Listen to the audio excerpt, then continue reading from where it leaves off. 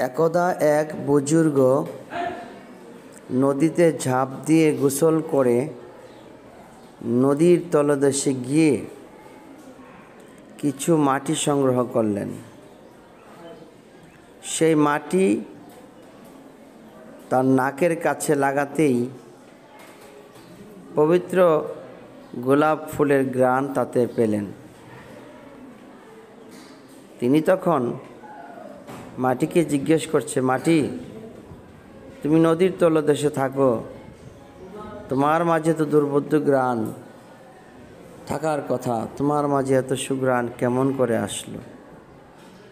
মাটি তখন বলল, মহাশয়, আমি হতে পারি সাধারণ মাটি, কিন্তু আমার সৌভাগ্য হয়েছিল একটি গোলাপ ফুল গাছের নিচে থাকার। সেই গোলাপ গাছের নিচে থাকার সময় প্রতিদিন গোলাপ ফুলগুলি যেগুলি ঝরে পড়ত, তার পাপড়িগুলি আমার উপরে পড়ত। আমার কাদার সঙ্গে এই গোলাপের পাপড়ি মিশে গোলাপের ঘ্রাণে সুঘ্রাণে পরিণত হয়েছে।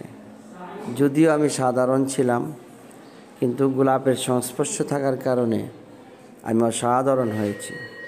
এতেই প্রমাণ করে এই পৃথিবীতে তুমি যতই নগণ্য হও না কেন, যদি কোনো আলোকিত মানুষের সন্ধান পাও, গোলাপ গাছের নিচে থেকে যেমন সাধারণ মাটি অসাধারণে পরিণত হয়েছে, আমাদের জীবনে যদি আমরা কোনো আলোকিত মানুষের কাছে যেতে পারি, তাহলে আমরা সাধারণরা অসাধারণের রূপান্তরিত হতে পারি।